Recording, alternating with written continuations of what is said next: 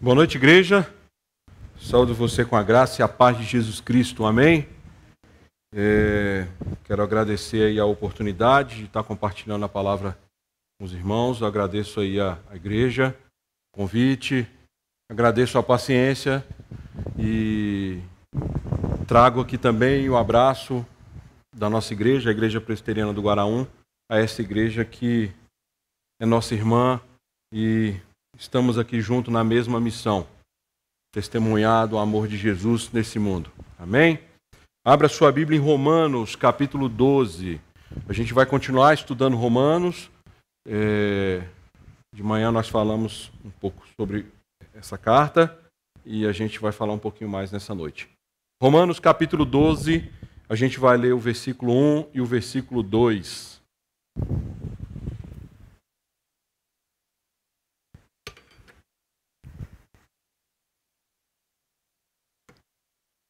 Romanos 12, versículo 1 e 2. A palavra do Senhor diz assim: Rogo-vos, pois, irmãos, pelas misericórdias de Deus, que apresenteis o vosso corpo por sacrifício vivo, santo e agradável a Deus, que é o vosso culto racional. E não vos conformeis com este século, mas transformai-vos pela renovação da vossa mente, para que experimenteis qual seja a boa, agradável e perfeita vontade de Deus. Oremos. Deus amado, obrigado, Senhor, pela Tua palavra, obrigado pela oportunidade que temos de refletirmos sobre aquilo que o Senhor nos revelou aqui nesse texto. Pedimos, Deus, que o Teu Santo Espírito fale aos nossos corações, que o Teu Santo Espírito seja com cada um que vai ouvir essa palavra, que o Teu Santo Espírito seja comigo aqui na transmissão, para que fique gravado nas nossas mentes, nos nossos corações, aquilo que vem do Senhor. E aquilo que não for do Senhor, que o Senhor afaste de nós em nome de Jesus, que queremos ouvir aquilo que o Senhor tem para nós nessa noite, para a Tua honra e para a Tua glória. Em nome de Jesus que nós oramos. Amém. Esse texto ele está na carta de Paulo a Romanos, né? Então, para compreendermos melhor esse texto que acabamos de ler, é preciso termos uma ideia do que trata essa carta, que foi escrita pelo apóstolo Paulo, como eu falei, aos cristãos que estão em Roma. Hoje de manhã nós falamos um pouquinho disso. Se você veio de manhã, provavelmente alguma coisa eu vou falar aqui, você já tenha ouvido hoje de manhã, mas é bom a gente relembrar também para que a gente consiga absorver melhor a mensagem desse texto. Quando Paulo escreveu Romanos, ele estava na sua terceira viagem missionária. Ele tinha a intenção de direcionar a difusão do Evangelho, a propagação do Evangelho para o Ocidente. Ele tinha a ideia de chegar com o Evangelho até a Espanha. Então ele tinha esse plano em mente e ele desejava ter a igreja de Roma, a igreja estabelecida em Roma, como uma base, um apoio, um sustento para que essa nova empreitada missionária. Então você vai ver isso lá no capítulo 15. Então Paulo fala sobre isso nessa epístola. Além disso, Paulo queria passar um tempo com os irmãos de Roma. Ele queria desfrutar da comunhão, pregar o evangelho e ensiná-los ali no contexto daquela igreja. Você vai ver isso lá no capítulo 1, de 8 a 15. Lá no início do livro, você vai ver Paulo falando sobre essa intenção que ele tinha de passar um tempo com a igreja de Roma. E como eu falei hoje de manhã, a igreja de Roma tinha uma particularidade. Ela não havia experimentado uma supervisão apostólica até então. Foi uma igreja que foi fundada por judeus que estavam em Jerusalém e se converteram ali durante o Pentecostes. Esse relato está em Atos 2, você vai poder ver. Tinha judeu de Roma naquela ocasião, então eles voltaram dali e fundaram a igreja na capital do Império. E é interessante a gente ressaltar isso. Paulo não conhecia essa igreja. Ele não conhecia. No momento que ele redigiu essa carta, ele não tinha chegado a essa igreja, ele não tinha ido lá. Mas ele tinha notícias delas, afinal, essa igreja estava localizada na capital do Império. Então, naturalmente, as notícias da capital chegam nas outras localidades do Império. Então, por isso que Paulo tinha essa notícias de lá. E por não ter estado lá, Paulo, ao começar essa carta, ele apresenta suas credenciais como cristão, como apóstolo e como propagador do evangelho. Você vai ver isso lá em Romanos 1, de 1 a 6. E nessa carta, e aí eu quero chamar a atenção para esse trecho aqui, porque isso é o que vai fazer sentido para a gente compreender o texto que a gente leu agora. É nessa carta, Paulo também apresenta o evangelho à igreja de Roma.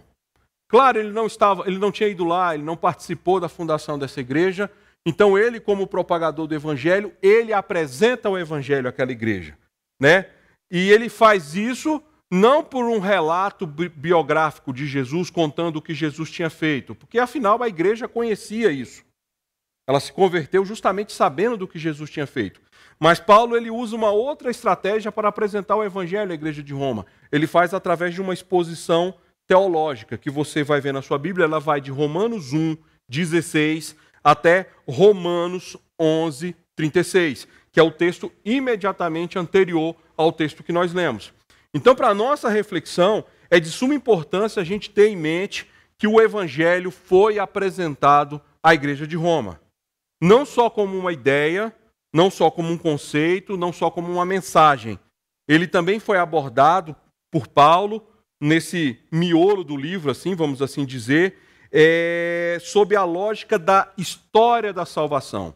História essa que segue em curso no mundo e vem desde a realidade do Éden, conforme nós vimos aqui. Então, o evangelho ele permeia toda a Escritura Sagrada. E Paulo apresenta esse evangelho, que é o evangelho de Jesus Cristo, que é o evangelho que está no relato bíblico à igreja de Roma. Ok? Então, depois dessa introdução, a gente pode retornar ao texto que a gente leu e eu peço que os irmãos estejam aí com as suas Bíblias abertas, acompanhando aí o nosso raciocínio para que a gente aprenda o máximo aqui nessa noite com esse texto. Tá ok? No versículo 1, a gente vê o começo do texto com um verbo. Paulo usa o verbo aí rogar. Quando a gente vai para a definição do que diz essa ação no dicionário e afins, né? Rogar significa pedir com insistência e humildade, suplicar, implorar, instar, exortar, insistir, apelar. Todas essas ações, elas são definições de rogar. E quando você vai para outras traduções, você vai ver essas palavras sendo usadas nesse texto aí. Se eu não me engano, eu já vi isso na NVI, na nova tradução, na nova versão transformadora, na linguagem de hoje. Eles utilizam esse verbo, porque a ideia é justamente a mesma, rogar. Ele roga a quem? Ele roga aos irmãos. E aqui eu quero chamar a atenção para vocês. Ele está rogando aos irmãos, então ele está rogando à igreja de Roma e está enxergando a igreja de Roma como um todo, como um único corpo, sem a ótica das divisões. Porque é normal numa igreja que ela tem grupos, né? E às vezes esses grupos numa igreja, eles tendem a se organizar, eles tendem a desfrutar de uma certa sintonia de pensamento e muitas vezes isso pode causar algum tipo de divisão, algum tipo de contratempo na comunhão da igreja. E Paulo, quando ele fala aos irmãos, ele está colocando a igreja como um único grupo, como o corpo de Cristo. Por que eu ressalto isso? Em outros textos, em outros trechos de Romanos, você vai ver Paulo dirigindo a sua palavra aos judeus, aos gentios, aos fortes na fé, aos maduros, aos fracos na fé. Então agora ele não está trabalhando, ele não está dirigindo o seu texto a um grupo específico, ele está falando para a igreja como um todo. E aí nesse começo desse texto também a gente vê Paulo usando a expressão pois. Rogo-vos, pois, irmãos. Não é isso? Por que ele está usando esse pois? Ele está fazendo uma conexão aqui justamente com o evangelho que havia sido apresentado à igreja de Roma. O evangelho que está aí de Romanos 1,16 até Romanos 11,36. Então ele faz essa conexão. Então agora ele vai falar aqui em Romanos 12, 1 e 2, com base no que ele já tinha ensinado à igreja. E o que ele tinha ensinado à igreja até ali? Justamente o Evangelho. Ele tinha apresentado o Evangelho à igreja de Roma. E Paulo aqui, ele se vale da sua autoridade apostólica, né, como apóstolo, para expor duas diretrizes que deveriam ser cumpridas por essa igreja. E aqui a gente vai falar um pouco dessas duas diretrizes e a gente vai começar a ter a aplicação do texto para a nossa vida. Qual é a primeira diretriz? Apresentar o corpo por sacrifício vivo a Deus. Primeira diretriz, apresentar o corpo por sacrifício vivo a Deus. Será que a igreja pode repetir? Apresentar o corpo por sacrifício vivo a Deus. Essa é a primeira diretriz. Como é que Paulo desenvolve esse pensamento? Paulo nos mostra um motivo para fazermos isso. Porque ele não é simplesmente apresentar, tem um porquê. Tem uma razão para fazermos isso. E Paulo, ele trata nesse texto aí no versículo 1, que o motivo para fazermos isso são as misericórdias de Deus. Mas aonde estão as misericórdias de Deus no raciocínio de Paulo? Justamente no evangelho que ele tinha apresentado. O que é o evangelho? É a maior demonstração da misericórdia de Deus. Que é uma demonstração de amor, é uma demonstração de graça. O que acontece? Deus faz isso em prol de pecadores que são indignos e indesculpáveis. Então a maior demonstração de misericórdia divina que alguém pode ter é justamente o próprio evangelho. Nós falamos isso hoje de manhã. Jesus, o justo, o Filho de Deus, se entregou por pecadores que não são merecedores, que são indesculpáveis pelos seus erros, pelos seus pecados, que não têm absolutamente nenhuma condição de reivindicar nada em prol da sua própria salvação. O Evangelho é demonstração de graça, é demonstração de misericórdia, é demonstração de amor. E justamente Paulo fala aqui que o motivo para a gente apresentar o nosso corpo por sacrifício vivo a Deus é as misericórdias de Deus, em outras palavras, é o próprio Evangelho. E é interessante a gente ver porque por tais pecadores, pelos pecadores, o que Deus faz? Ele envia seu Filho para morrer por eles, justificando-os, selando-os com o Espírito Santo e transformando em seus filhos. É isso que o Senhor, é isso que Deus faz com os pecadores. E ele faz isso por intermédio de quem? Por intermédio da vida e obra de Jesus Cristo. Eu gosto muito de frisar que quando a gente fala vida e obra de Jesus Cristo, a gente tem que pensar sempre na encarnação, na vida dele, na morte dele, na ressurreição, na ascensão, na descida do Espírito Santo e na promessa de que ele um dia vai voltar. A gente, quando pensa em Jesus, a gente tem que pensar nisso tudo, porque afinal nós estamos aqui refletindo sobre o Evangelho e o Evangelho engloba tudo isso aqui. Então a gente tem que pensar dessa forma quando eu falo em Jesus, quando você fala em Jesus, quando a igreja está tratando de Jesus Cristo, a gente tem que pensar em Jesus como o advento, desde a encarnação até a promessa da sua volta, passando obviamente pela cruz e pela ressurreição. E Paulo, quando ele apresenta quando ele expõe essa diretriz que nós falamos aqui, e ele apresenta o motivo, a gente, olhando o texto e conhecendo o Evangelho, fica muito difícil questionar esse motivo. Porque se Jesus se entregou por nós, Paulo está falando o quê? Para a gente fazer o mesmo. Se entregar também. Se apresentar com o nosso corpo como um sacrifício vivo a Deus. Porque o sacrifício de Jesus por nós na cruz, ele é infinitamente maior do que qualquer sacrifício que o homem pode fazer ou oferecer. A gente consegue conceber alguma coisa que a gente possa fazer para Deus que seja comparável com o que Cristo fez na cruz por nós? A gente não consegue conceber porque simplesmente não tem. Não existe.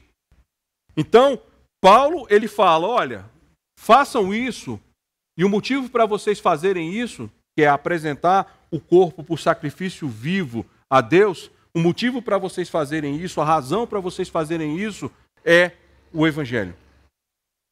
Onde Deus demonstrou a sua misericórdia, onde demonstrou a sua graça e demonstrou o seu amor. Só que, no entanto, se nada que o homem pode fazer e oferecer, por que Paulo está falando para a gente apresentar o nosso corpo como um sacrifício vivo a Deus? O que Paulo está querendo dizer com isso? Quando o cristão oferece o seu corpo como sacrifício, ele deve fazer isso sob a lógica da santidade. Lembra, hoje de manhã nós falamos que a salvação, ela funciona em ato e processo. Ela funciona da seguinte forma: tem a conversão e tem a santificação.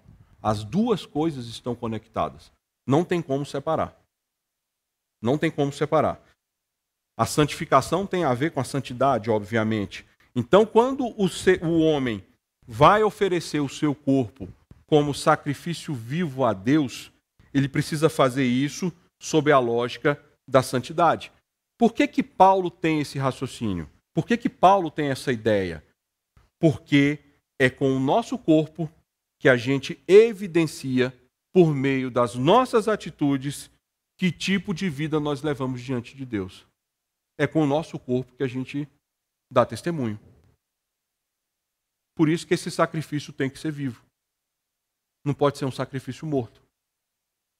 Afinal, as pessoas olham para o meu corpo, olham para o que eu faço com o meu corpo, para elas olharem e falarem assim: o Rogério testemunha ou não o nome do Senhor Jesus.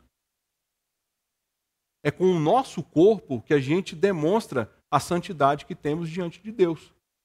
E isso precisa ficar claro. E Paulo já tinha ele já tinha trabalhado essa ideia no próprio livro de Romanos. Abra sua Bíblia aí em Romanos capítulo 6. E acompanhe comigo o raciocínio de Paulo.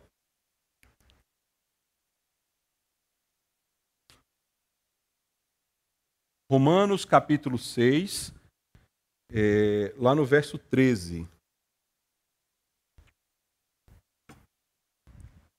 Olha o que Paulo fala. Romanos 6, verso 13. Nem ofereçais cada um os membros do seu corpo ao pecado, como instrumentos de iniquidade, mas oferecei-vos a Deus, como ressurreto dentre os mortos, e os vossos membros como instrumentos de justiça. Paulo chama o corpo como instrumento de justiça. Como é que nós vamos demonstrar a justiça de Deus em nossa vida? Fazendo do nosso corpo um instrumento de justiça, que demonstre a justiça de Deus em nossas vidas. Se eu não demonstro isso com o meu corpo, nós estamos falando de um evangelho que está guardado apenas na mente, que está apenas na cabeça. É uma ideia. Uma ideia, se não é colocada em prática, na ótica do evangelho, não tem absolutamente nenhum sentido. Nós somos chamados a testemunhar. E chamados a testemunhar, o que é? Para dar testemunho. O que é dar o testemunho? É justamente dar o exemplo e anunciar. E a gente faz isso como? Com o nosso corpo. Olha o versículo 19 do capítulo 6. O que Paulo fala? Falo como homem, por causa... Romanos 6, 19. Falo como homem, por causa da fraqueza da vossa carne. Assim como ofereceste os vossos membros para a escravidão da impureza e da maldade para a maldade, assim ofereceis agora o vosso membro para servirem à justiça para a santificação.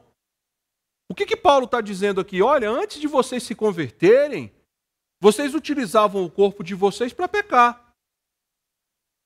Agora que vocês foram alcançados pelo Evangelho, foram alcançados por Jesus Cristo, agora vocês vão usar o corpo de vocês justamente para a santificação.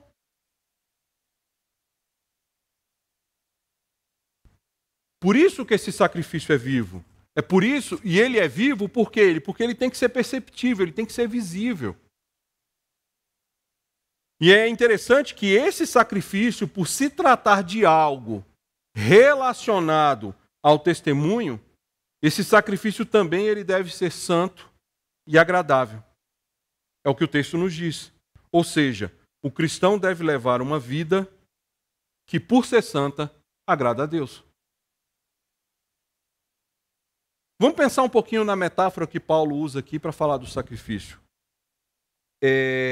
Como funcionava o sacrifício? O pessoal pegava um animal e ia oferecer no culto ali. E esses animais eles tinham que cumprir alguns requisitos do ritual. Tinha que cumprir, não era qualquer animal que tinha que ser oferecido ali, tinha que cumprir os requisitos. Então Paulo, quando ele usa essa metáfora do sacrifício aqui, ele está deixando claro que da mesma forma que os animais tinham que cumprir algum requisito para ser sacrificado, o cristão deve apresentar um padrão moral que preenche o requisito de santidade. Por isso que ele usa essa metáfora. Do mesmo jeito que não é qualquer animal que é oferecido, tem requisitos, o cristão deve ter requisitos também preenchidos na sua vida que demonstrem que ele tem santidade. Isso era absolutamente compreensível tanto para o judeu como para os romanos ali, para os que foram educados ali na cultura helênica, né? Porque eles tinham a questão do sacrifício de animais dentro das suas religiões. Os judeus tinham isso antes de Cristo, a gente sabe isso pela palavra de Deus, e Roma, que também tinha uma cultura pagã, ela também tinha a questão de sacrifício de animais acontecendo. Então, Paulo usa essa metáfora para demonstrar que o crente, ao apresentar o seu corpo como um sacrifício vivo, né, demonstrar a sua santidade, viver em santidade, ele precisa cumprir requisitos de padrão moral e padrão comportamental. Por isso que ele fala que o sacrifício, além de vivo, ele precisa ser santo e precisa ser agradável a Deus. Por motivos óbvios. Santo tem a ver com santidade e agradável a Deus é, claro, a vida do cristão é o quê? Dar glória ao Senhor, agradar ao Senhor, pelo menos viver intencionalmente buscando isso. Por isso que Paulo utiliza essa metáfora. E é interessante, e aí ampliando um pouquinho mais o nosso conhecimento sobre esse texto, Paulo está valorizando o corpo dentro da sua mensagem. E essa valorização do corpo, o que acontece dentro ali da cultura romana? Ela afrontava, quando Paulo valoriza o corpo aqui, ele está afrontando um pensamento de origem platônica, que era um pensamento comum aos que foram educados ali na cultura grega, no contexto de Roma. Qual que era esse pensamento? Esse pensamento platônico, ele via o corpo como uma prisão para o espírito que queria se libertar dessa prisão. Quando Paulo apresenta essa diretriz, justamente valorizando o corpo numa cultura pagã que não valorizava, ele está trazendo aí o evangelho como algo contracultural. Mas que é contracultural, mas também é bíblico, porque é óbvio que esse pensamento está equivocado, o pensamento platônico. Não o pensamento de Paulo, é o pensamento platônico que está equivocado. Porque como é que Deus criou o homem? Deus criou o homem com duas partes que são inseparáveis. A nossa parte material, que é o corpo, e a nossa parte imaterial, que vive dentro do corpo. Você vai ver na sua Bíblia essa parte imaterial sendo chamada de coração, de mente, de alma, de espírito. Toda vez que você vê essas palavras na Bíblia, está se referindo justamente à parte imaterial do ser humano. Deus criou essas duas partes inseparáveis, ou seja, o homem integral, ele é parte material e parte imaterial. E Paulo justamente está deixando claro que é o homem integral que deve oferecer o seu corpo como sacrifício vivo a Deus. E mesmo diante de tudo o que acontece na história, mesmo a gente passando pela morte, a gente tem uma separação do corpo e da parte imaterial que ela não vai ser para sempre. A própria palavra de Deus fala que aqueles que já tiverem morrido serão ressuscitados e os que estiverem vivos serão arrebatados. Então, na eternidade, nós ali estaremos com a nossa parte imaterial e com a nossa parte material, que é o corpo, glorificando a Deus na eternidade, para todo sempre. Então, Paulo aqui, ele faz o quê? Ele apresenta um traço contracultural do Evangelho para questionar esse pensamento platônico que tinha uma certa vigência ali na cidade de Roma. E é por enxergar o homem como seu todo, é que Paulo entende que esse oferecer-se a Deus trata-se de uma postura de adoração. Porque olha só, ele fala, vocês vão oferecer o seu corpo como um sacrifício vivo, santo e agradável a Deus. Não é isso que ele fala? Como é que ele define essa postura? Que é o vosso culto racional. Ele está dizendo aí que essa postura é o culto. Que é o culto. E é interessante que ele usa a palavra racional. É óbvio que a primeira conexão que a gente faz tem a ver com a mente. Está claro. Mas a gente precisa ampliar um pouquinho mais esse raciocínio. O que Paulo está dizendo é que esse culto ele não está restrito a um lugar e as formalidades desse lugar.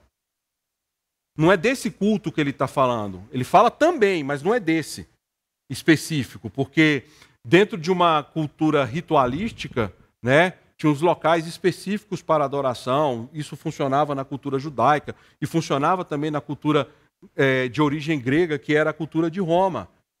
Paulo está falando algo além. Ele está falando desse culto racional a algo. Esse culto racional envolve as nossas intenções, envolve as nossas motivações, envolve as nossas convicções, envolve a nossa consciência. Óbvio que isso vai além do lugar e as formalidades de um lugar. Vai além. Por isso que ele é racional, por isso que ele é lógico, por isso que tem a ver com a mente. A gente está num lugar de culto, nós estamos aqui num templo, mas se a sua mente não estiver aqui, você não está adorando a Deus aqui.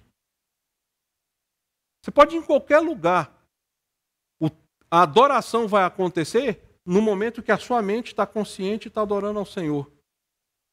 Não só como um ritual específico, mas como um modo de vida. Como um todo que o seu corpo demonstra que vive em santidade ao Senhor. Porque a gente pegar a adoração e deixá-la restrita a um lugar e uma formalidade é fácil demais. Quanto tempo nós passamos aqui no culto? A gente chega às 7 horas, às 9 horas, 9 e pouquinho a gente vai embora. E a semana tem quanto tempo? É claro que o nosso culto não pode ficar restrito a um lugar. As formalidades desse lugar. O culto tem que estar presente na nossa mente. Tem que estar presente no corpo, na maneira como você expressa a adoração ao Senhor com o modo de vida que a gente leva. E é justamente isso que Paulo está tratando nessa primeira diretriz. E aí a gente caminha para o versículo 2. E aí Paulo ele vai fazer o que aí? Ele vai apresentar a segunda diretriz. Ser transformado pela renovação da tua mente. Ser transformado pela renovação da tua mente. A igreja pode repetir? Ser transformado pela renovação da tua mente. Olha só, Paulo ele tinha acabado de abordar o culto racional. E agora o que ele faz? Ele conecta essa segunda diretriz à primeira diretriz, que fala do culto racional.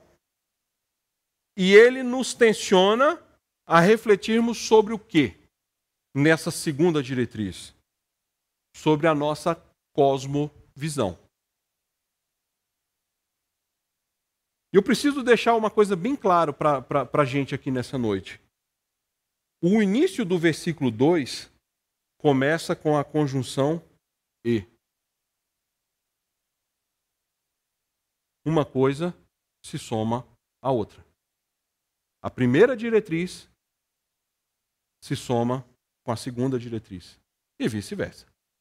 Obviamente. Então, ele está falando da primeira e agora vai falar da segunda e conecta as duas. E aí, o que ele está propondo aí para a gente refletir sobre a nossa cosmovisão? Por definição, cosmovisão, de maneira mais simples, tá? Nessa definição que eu vou trazer aqui, é a maneira como um indivíduo vê, compreende e interage com o mundo ao seu redor. Cosmovisão, eu vou repetir porque esse é um conceito muito importante. Cosmovisão é a maneira que um indivíduo vê, compreende e interage o mundo ao seu redor. É a partir da cosmovisão que algumas questões filosóficas básicas elas são respondidas. Exemplo. Qual é a origem da vida? Qual é o propósito da existência humana? Existe vida após a morte? Como é que foi a criação do mundo? Essas perguntas talvez a gente tenha facilidade de responder na nossa mente porque a gente compartilha de uma mesma cosmovisão, pelo menos na maioria dos aspectos. Mas vai fazer essa pergunta para outras pessoas de outra cultura ou que têm uma outra cosmovisão. Eu li um livro que falava da fenomenologia da religião e ele falava como é que essas perguntas são respondidas por diversas tribos da Amazônia. A gente lê aquilo, eu li aquilo e ficava assim, meu Deus, como é que os caras pensaram nisso? Calma, Rogério, eles têm outra cosmovisão. A visão de mundo deles é diferente da sua. É diferente. Não adianta eu chegar e falar assim, eles estão... Não, calma, a gente tem que entender esse contexto, esse conceito. E Paulo está falando o quê? Ele está falando para a gente pensar sobre a nossa cosmovisão. Porque, olha só, o Evangelho, a gente falou que o Evangelho ele é contracultural, que ele inverte a lógica humana. O que o Evangelho faz? Ele, querendo ou não, propõe uma nova cosmovisão para a pessoa. E o que precisa ficar claro para a gente, quando se fala em cosmovisão, é que a cosmovisão, além de ser algo subjetivo, ela é fortemente influenciada por ideologias e por religiões também. E, em essência, todo o sistema de crença de uma sociedade ou de um indivíduo, todo o sistema de convicções de uma sociedade ou de um indivíduo, ele está baseado na cosmovisão. E o que precisa ficar claro para nós também, que toda e qualquer pessoa na face da Terra possui uma cosmovisão. O que pode acontecer é que tem gente que não é consciente da sua própria cosmovisão. Quando isso acontece, ele faz o quê? Ou ele abraça uma convicção uma cosmovisão de outro, ou então ele simplesmente replica a cosmovisão de um indivíduo ou a cosmovisão que é vigente na sociedade. Por que eu estou batendo na tecla da cosmovisão? O Evangelho ele é uma outra cosmovisão, diferente da que é vigente no mundo.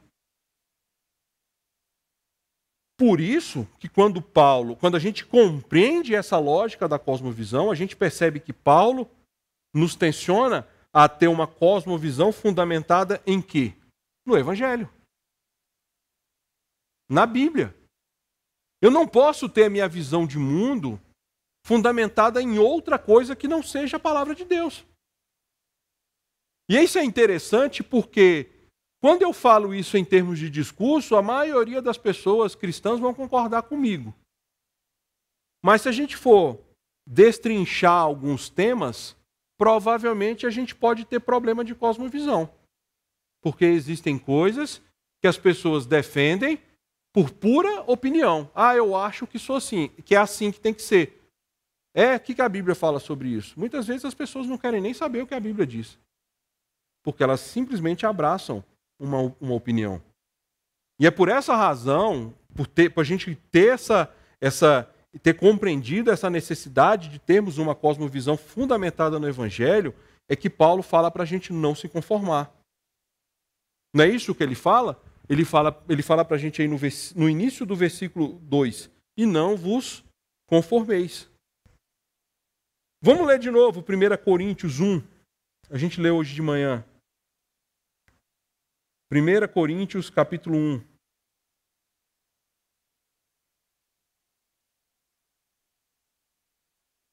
Olha Paulo falando do Evangelho à igreja de Corinto. 1 Coríntios 1, versículo 18. Nós lemos esse texto de manhã. Certamente a palavra da cruz é loucura para os que se perdem, mas para nós que somos salvos é poder de Deus. Versículo 19. Pois está escrito, destruirei a sabedoria dos sábios e aniquilarei a inteligência dos instruídos. Versículo 21. Visto como na sabedoria de Deus o mundo não o conheceu por sua própria sabedoria, aprove a Deus a salvar os que creem pela loucura da pregação. Versículo 23. Mas nós que pregamos a Cristo crucificado, escândalo para os judeus, loucura para os gentios. Paulo ele deixa bem claro que o evangelho chega a ser considerado como uma loucura para a sociedade vigente. A sociedade que vive fora do evangelho, ela não vai ter uma cosmovisão biblicamente orientada. É óbvio.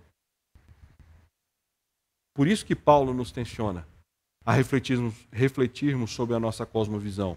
É interessante que quando ele fala em não vos conformeis, qual é a ideia que Paulo está dizendo aqui? Para a gente não tomar forma. Qual seria uma ilustração interessante? Para a gente pensar sobre isso. Vocês já viram aqueles brinquedos de criança que tem uma forma geométrica que as crianças encaixam? Já viram esses brinquedos? Campeão com as crianças mais novas, né? Então imagina você tem aqui um triângulo. E aqui você tem um triângulo. Claro que vai passar, tem a mesma forma. Mas se você tem um triângulo aqui e aqui tem um quadrado, você já vai ter problema. Para eu passar esse quadrado, como é que eu passo ele? Só se eu fizer esse quadrado se transformar num triângulo. Eu preciso destruir esse quadrado ou transformar ele numa coisa que ele não é, para que ele entre aqui. O raciocínio é mais ou menos o mesmo. Se o Senhor nos mandou termos, vamos dizer assim, um formato, um jeitão de ser, ter um modo de vida, eu não posso pegar o modo de vida que o Senhor falou para a gente ter e tentar adaptá-lo ele a um modo de vida que não agrada a Deus.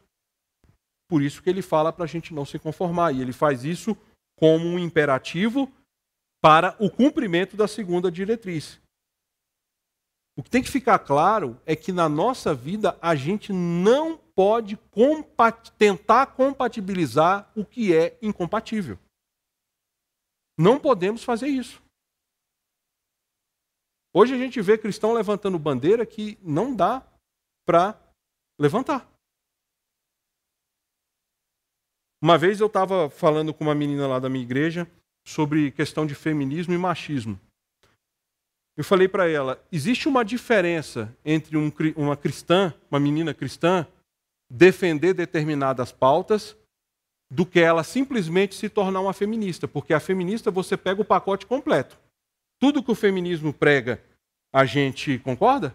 Eu perguntei para ela. Ela, não concorda. Eu falei, então um cristão não pode ser feminista. O cristão ele pode defender, eu defendo isso. Não, isso aqui eu não defendo. Isso aqui, ok, não há problema nenhum. Desde que seja algo biblicamente orientado. Agora, você pegar um pacote filosófico e abarcar ele todinho, onde tem coisas que vão contra a Bíblia, a coisa começa a ficar complicada. Isso aqui é o quê? É o quadrado sendo cortado e se transformando num triângulo. A coisa não pode ser assim. Por isso que a gente não pode tomar forma. Eu não estou aqui fazendo juízo de valor sobre as ideias que são circulantes no mundo, só por um juízo vazio. A minha pergunta é o seguinte: as ideias boas que circulam no mundo, elas passam pelo crivo bíblico? Essa é a pergunta. As que passam pelo crivo bíblico, ok, eu posso abraçá-las, eu posso defendê-las, mas as que não passam, eu não posso defender. A crítica não é a ideia por ideia. A crítica é se elas são compatíveis com o Evangelho. Esse é o ponto. Porque Paulo está dizendo aqui, em outras palavras, que a nossa cosmovisão ela precisa ser biblicamente orientada. Biblicamente orientada quer dizer somente a Bíblia que orienta. Ah, mas isso aqui eu acho legal. Ok, você pode achar legal. A pergunta é bíblico? É biblicamente orientado? Tem base bíblica? Se tem, ok. Se não tem, a gente não pode tomar forma. A gente não pode se conformar. E Paulo, ao falar desse não se conformar, ele está dizendo, em outras palavras, que é viver a vida de acordo com a vontade de Deus. E é interessante que é por isso que Paulo expõe a finalidade. Por que ele fala dessa segunda diretriz? Para a gente ser transformado pela renovação da nossa mente. É o que ele fala. Sermos transformados pela renovação da nossa mente. Para que aconteça o quê? Para que a gente experimente a vontade de Deus. E o que é interessante a gente pensar sobre a vontade de Deus? O que precisa ficar claro para nós é que quando a gente é transformado pela renovação da nossa mente, a gente passa a experimentar a vontade de Deus. É o que Paulo está nos dizendo aqui. Mas não é experimentar a vontade de Deus como um mero espectador do que está acontecendo. Ah, isso é da vontade de Deus, isso é da vontade de Deus. Não, é também cumprir a vontade de Deus. É ser alguém que obedece à vontade de Deus. É ser alguém que olha para a palavra de Deus e fala assim, olha, isso faz sentido para a minha vida e é por isso que eu vou cumprir o que está aqui. É fazer questão de cumprir o que Deus tem para nós. É mais ou menos essa lógica. Mais ou menos que eu digo aqui é no sentido da explicação, que foi simples aqui. Mas o que a gente tem que ver é pegar o que está escrito na Bíblia e ter isso como diretriz para a nossa vida e viver. Por isso que a ideia que Paulo traz aqui é a gente buscar, conhecer e viver a vontade de Deus de uma forma deliberada e intencional, para a glória de Deus e em gratidão ao que Ele fez por nós. E muitas vezes isso não acontece. Quantas e quantas pessoas fazem coisas que desagradam a Deus e não se incomodam com isso dentro da igreja? Uma das coisas que as pessoas mais fazem na igreja e que não agrada a Deus dentro do contexto evangélico, por exemplo, é a gente se relacionar com quem não é cristão. Casar com quem não é cristão. Você que está ouvindo isso, não fala assim, nossa, o Rogério é chato, ele é careta. Não, a palavra de Deus que está dizendo isso.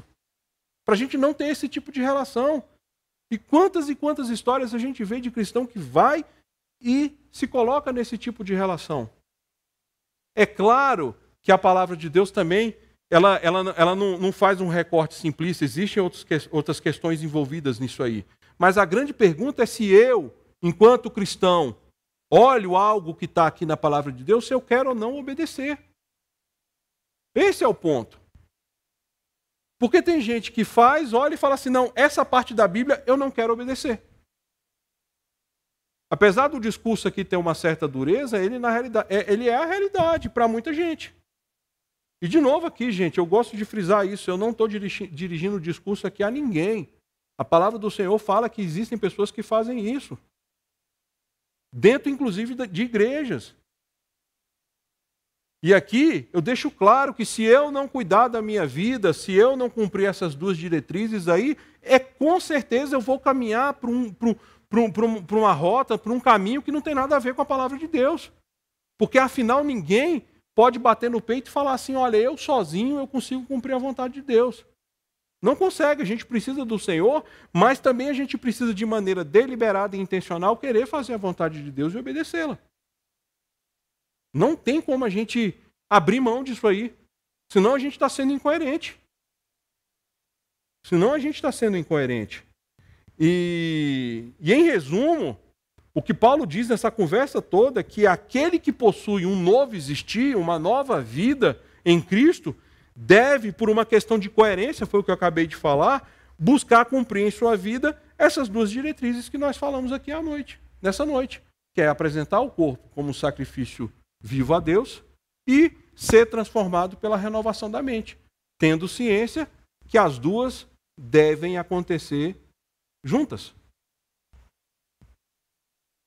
E a gente, depois de ter destrinchado esse texto aqui, a gente pode aplicar ele para as nossas vidas, e é o que a gente vai fazer agora. Em termos de aplicação, como é que esse texto funciona para a nossa vida? Primeira coisa, a gente precisa ter ciência que no Brasil, eu vou falar do Brasil porque é a nossa sociedade, ok? A gente tem duas coisas que são muito fortes na nossa sociedade hoje, que é o relativismo e a gente tem um desprezo pelo conhecimento. Como é que é esse desprezo? É impressionante como o brasileiro ele se sente gabaritado a discutir, conversar, opinar e legislar sobre coisas que ele tem um conhecimento superficial. Qualquer passeio em rede social você vai entender o que eu estou falando. As pessoas falam como se fossem especialistas, mas elas não conhecem. Isso é um problema para nós. Se eu preciso obedecer a palavra de Deus, como é que eu vou fazer se eu não conheço?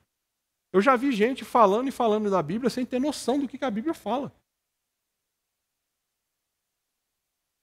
E a gente tem que tomar cuidado com isso. Esse é um problema que está aí na nossa sociedade. E o outro é o relativismo. Hoje já não tem aquela... O pessoal gosta de dizer, é a sua verdade, não existe mais verdade absoluta. Calma lá, claro que existe. A verdade absoluta é o próprio Jesus, que falou que ele é o caminho, ele é a verdade. A palavra de Deus é a verdade. Então esses dois problemas estão aí, gritando na nossa sociedade. E aí como é que esse texto, a gente ciente desses dois problemas, ciente das duas diretrizes que Paulo nos deixou aqui, como é que esse texto se aplica a nós? A gente tem duas reflexões a fazer e essas duas reflexões que eu quero deixar para vocês nessa noite. A primeira é que essas duas diretrizes, eu já falei isso e eu vou falar de novo, elas não podem ser separadas. Não podem. E nenhuma delas pode ser privilegiada em detrimento de outra. Por quê? Porque senão a gente vai ter uma fé que é intelectualizada e racional, que não dá testemunho. Não adianta nada a gente ter a teologia toda na cabeça. Não adianta nada a gente ter os símbolos de fé só na cabeça. Não adianta nada a gente falar a respeito da Bíblia e ficar só aqui dentro. E a outra coisa também é a gente, que eu vou falar aqui também, é que a gente não pode ter uma fé que é marcada pela falta de convicção. Quando a gente privilegia a primeira, não, vamos lá, quando a gente privilegia a parte do corpo apenas, a gente tem uma fé sem convicção. A gente tem uma fé que é marcada apenas por hábitos e costumes. Uma vez eu estava conversando com a minha avó, há muito tempo atrás, minha avó, ela crente, cristã, nunca duvidei da fé dela, mas ela tinha algumas ideias, eu falo tinha porque ela já faleceu, ela tinha algumas ideias que eram marcadas justamente por hábitos e costumes. Ela dizia que se Jesus, por exemplo, voltasse e ela tivesse de batom, ela ficava. Eu falei, vó, da onde a senhora tirou isso? Da onde tirou isso? É um exemplo que você fala assim, nossa, Rogério, mas que exemplo ruim. De fato, ele não é bom. Mas você olha, quantas e quantas pessoas vivem uma fé que é baseada em hábito e costume. Por que você faz isso na igreja? Não aprendi assim. Tá, mas por quê? Qual que é a convicção? O que te leva? Muita gente não sabe responder. Então, quando a gente separa as duas diretrizes, a gente vai ter ou uma fé intelectualizada, uma fé racional, apenas racional, ou uma fé sem convicção, ou uma fé marcada por hábitos e costumes. E isso não é algo que o Senhor quer para nós. Não é para a gente separar, é para a gente ter o corpo como apresentado a Deus como sacrifício e uma mente renovada, e as duas coisas andando juntas. A gente precisa ser vigilante para a gente não termos isso e nem mantermos isso, se essa é a nossa realidade. E essa é a primeira aplicação para essa noite. Eu não sei como é que está a tua vida. Não sei como é que você está. Mas cabe uma reflexão. Como é que isso está no seu coração? Se a gente privilegia só a parte mental, ou se a gente privilegia a parte do testemunho e esquece das nossas convicções, como é que isso está no teu coração? A proposta é a gente fazer uma reflexão sobre isso. Você aí no seu íntimo, no seu coração, vendo como é que isso funciona na sua cabeça, na sua mente. E como isso funciona no seu dia a dia. Porque muitas vezes a gente tem aqui, mas não tem a prática, e vice-versa. E isso o Senhor não quer de nós. Ele quer as duas coisas. A segunda aplicação. A gente precisa refletir sobre como essas duas diretrizes acontecem na nossa vida. Em que aspecto? Se nós temos problemas de prática. Quando eu falo problema de prática, é se a gente está errando ou se a gente está deixando de fazer o que é certo, porque a gente simplesmente não quer praticar o que a palavra do Senhor está dizendo. Ou se a gente tem problema com as nossas convicções, com as nossas crenças, que muitas vezes podem não estar biblicamente orientadas. Essa é uma outra reflexão. E principalmente aos jovens. Eu estudei em Universidade Federal aqui no Brasil. Estudei na UNB. Eu sei que lá a cosmovisão bíblica passa longe. Longe. E eu vejo tantos jovens indo para a faculdade e relativizando a fé. Eu não estou dizendo que não é para ir para a faculdade, é claro que é para ir. A formação educacional ela é importante. Mas se ela vier e simplesmente esfacelar a fé da pessoa, é melhor que não tenha vindo. É melhor ser um iletrado, mais crente no Senhor, do que ser um letrado e não estar nem aí para aquilo que Deus disse. E muitas vezes a gente faz isso. A gente no nosso íntimo pode ser que a gente erre por não fazer, ou erre porque está fazendo algo errado, e muitas vezes nós temos consciência, e como eu falei aqui hoje de manhã, muitas vezes a gente acaba administrando pecados. A gente faz isso, muitas vezes. Isso acontece dentro do corpo de Cristo.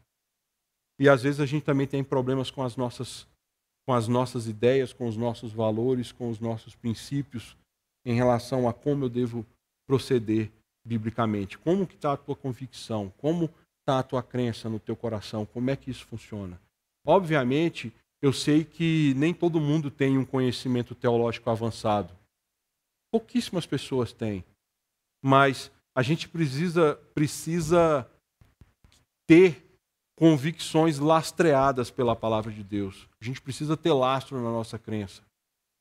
Isso não está certo porque a Bíblia diz isso, a Bíblia diz isso está correto porque a Bíblia me ensina assim. Eu vou dar um exemplo pessoal. Eu e minha esposa, a gente não pode ter filho. Quando a gente estava compartilhando essa situação dentro do contexto da nossa família, alguém chegou e falou assim: por que vocês não adotam? Ok, num primeiro momento, obviamente eu não condeno a pessoa ter me sugerido isso. Mas agora a grande pergunta é: como é que eu, Rogério, enxergo a adoção de uma criança dentro da ótica bíblica? É assim que eu tenho que proceder. Eu não estou dizendo que eu não devo fazer e nem que eu devo fazer ou não devo fazer. Não é isso. Mas antes de tomar uma decisão, a pergunta é: como é que a Bíblia me ensina a fazer isso? Não sei, nunca parei para pensar. Então vamos pensar. Eu trouxe um exemplo da minha vida porque é um assunto delicado, é um assunto complexo, e eu não posso tomar essa decisão baseado no achismo. Ah, eu acho que isso é legal. Ah, não, não pode ser assim. Como que eu e minha esposa, relacionando com a palavra de Deus, como é que a gente vai tomar uma decisão? Nós não tomamos ainda. Mas a gente tem se preparado, tem pensado e tem orado a respeito desse assunto. Mas fazer isso pela ótica da Bíblia. Não pela ótica, que é legal, fulano adotou, não sei o quê. Não, não pode ser assim. Isso vale para várias questões da nossa vida. Muitas vezes a gente acaba vacilando. Vou dar um outro exemplo de uma senhora lá da minha igreja, que é mãe de uma menina adolescente. Ela estava preocupada porque eu queria tanto que meus filhos fossem firmes no caminho do Senhor. Uma preocupação justa, né? Uma preocupação correta. Mas aí a filha dela falou que tinha interesse de ser missionária e a conversa mudou. Não, mas você não deve ser missionário. Calma aí, como assim não deve ser missionário? Qual a base bíblica para isso? Onde é que a Bíblia diz que a gente não deve anunciar o Evangelho? E onde é que a Bíblia diz que ser missionário é você ser um profissional de missões, que é contratado e é enviado para algum lugar? Vamos discutir, vamos debater, mas pela ótica bíblica. Eu trouxe 2 exemplos porque são questões que muitas vezes a gente leva para a opinião, mas não leva para o parâmetro bíblico. E a reflexão de hoje, para mim e para você, é como a gente se porta diante dessas 2 diretrizes. Existe alguma área na vida que a gente está decidindo, tomando decisões ou caminhando alguns processos e procedimentos e atitudes que não passou por uma reflexão bíblica? A oportunidade de fazer está aí. Afinal, a Bíblia está com a gente. E uma outra coisa também que a gente tem que pensar nesse processo, o exercício da comunhão cristã. Talvez você fale assim, olha, eu não sou maduro, eu não tenho conhecimento bíblico, mas alguém da igreja tem. Procura, meu irmão, o que você acha disso? E muitas vezes a gente não faz. E muitas vezes a gente não faz porque a gente tem medo da Bíblia nos desagradar. O Evangelho é para desagradar o ser humano mesmo. Porque se eu for dar vazão a todos os valores e desejos que tem no meu coração, é óbvio que eu não vou cumprir o que está escrito na palavra de Deus. A Bíblia assim nos ensina. E a reflexão está aí. Como é que funciona as 2 diretrizes no seu coração? Como é que isso acontece no seu coração? Essa reflexão é sua, essa reflexão é minha. E só a gente pode fazer diante do Senhor. A Bíblia é clara no que ela nos tem a dizer. Agora, como eu e você damos resposta a esse texto com a nossa vida, é só a gente que pode dizer. Vamos orar? Abaixa a sua cabeça. Deus amado, nós nos colocamos aqui diante do Senhor, clamando, Deus, pelas Tuas misericórdias nas nossas vidas, clamando pela Tua graça, pelo Teu amor, porque muitas vezes a gente é negligente para com a Tua palavra, com o que Paulo expôs aqui nesses 2 versículos. Muitas vezes a gente quer ter a Tua palavra apenas como algo intelectual, muitas vezes a gente quer fazer as coisas sem convicção, muitas vezes a nossa cosmovisão é orientada por tudo menos pela palavra de Deus. Ó Deus, nós te pedimos perdão e te pedimos, Deus, que o Senhor possa, com Teu Santo Espírito, ser com cada pessoa que ouviu, Senhor, esse texto aqui. Que o Senhor, no íntimo de cada pessoa, no íntimo de cada coração, o Senhor possa aplicar essa palavra da melhor forma, da forma como o Senhor quiser. O que eu sei, baseado no que a palavra nos diz, é que a nossa vida tem que ser diferente da vida do mundo. Isso vale para o nosso testemunho, isso vale para a nossa forma de pensar. Deus, nós te clamamos, Deus, que o Senhor mude isso em nós se precisa ser mudado. E se em nós há coisas que não precisam ser mudadas, que o Senhor fortaleça e que o Senhor as consolide para a tua honra e para a tua glória. Que a gente não seja igual àqueles que não professam o teu nome. Que o Senhor seja total prioridade nas nossas vidas, que a gente tenha consciência disso e que a gente busque te obedecer, te agradar e viver para a tua honra e para a tua glória de maneira intencional e deliberada nos nossos corações. A gente sabe, Deus, que é algo difícil para nós, porque a nossa natureza pecaminosa grita, mas nós clamamos pela tua misericórdia e clamamos, Deus, por teu Santo Espírito agindo em nós, porque nós somos dependentes do Senhor. E te pedimos que o Senhor faça a tua obra nas nossas vidas, para a tua honra e para a tua glória. Em o nome de Jesus que nós oramos. Amém. Que o Senhor nos abençoe nessa noite.